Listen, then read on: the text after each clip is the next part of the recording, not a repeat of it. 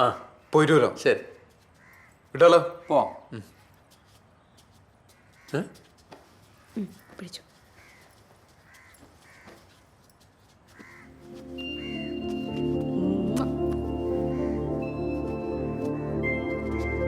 അപ്പൊ കാണാം. അപ്പനെ വിളിച്ചോളട്ടെന്നാ. ഓക്കെ. ആ ശരി. ഹലോ റിച്ചാർഡല്ലേ? അതെ. ആ ഞാൻ കുട്ടിച്ചനാണ്. ആ നമ്മുടെ എൽദോസച്ചൻ പറഞ്ഞേച്ച് പെണ്ണ് കാണാൻ വരുന്നവരാ.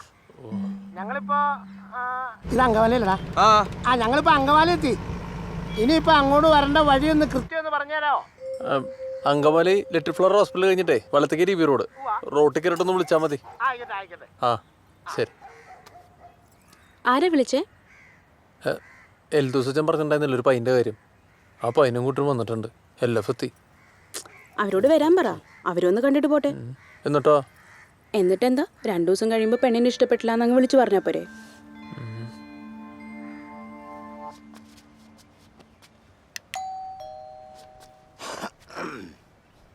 പരിപാടി കഴിഞ്ഞോണ്ട് ഇറങ്ങിയ കേട്ടോ.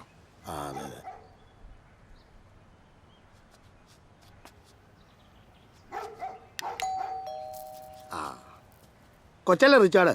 ആ കുട്ടിച്ചൻ. അതെ. ആ പയ്യൻ ഇത് തന്നെ. വായോ. അതെ, അച്ചാച്ചൻ പറഞ്ഞ പയ്യൻ വന്നിട്ടുണ്ട്. ഒന്ന് താത്തേക്ക് വന്നേ. നീ തന്നെ അവിടെ കാണിച്ചു കൊടുത്തിട്ട് വിടറാ. ഇതെല്ലാവരും കൂടി വന്നിട്ട് എന്ത് ചെയ്യാനാന്ന്?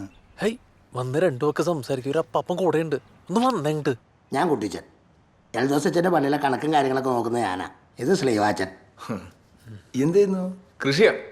കൃഷി എന്ന് പറയുമ്പോ കൃഷി എന്ന് പറയുമ്പോൾ എല്ലാ കൂട്ടം ഉണ്ടെന്നേ. റബ്ബറാ മെയിൻ.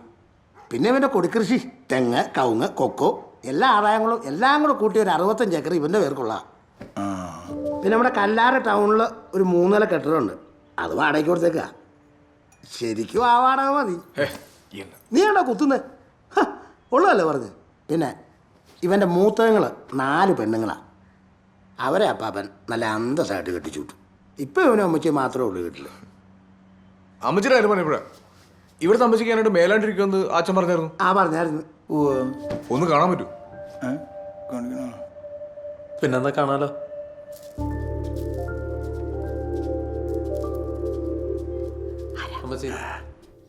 ഇവര് നമസ്കാരം.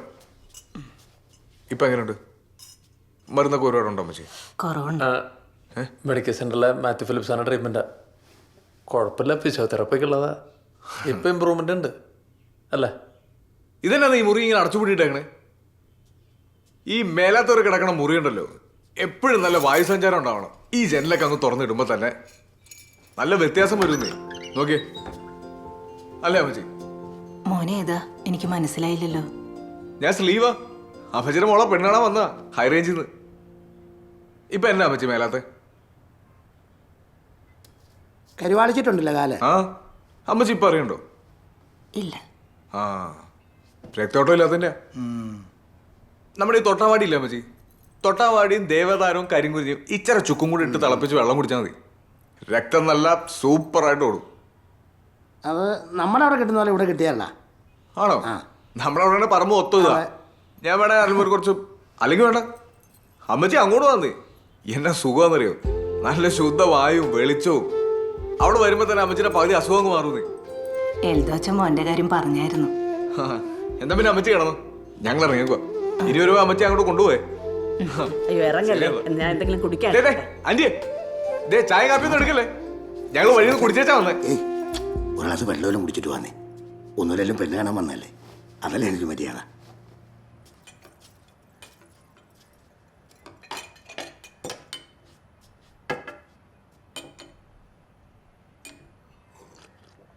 എടാ നിൽക്കുന്നതാ മച്ചൻ.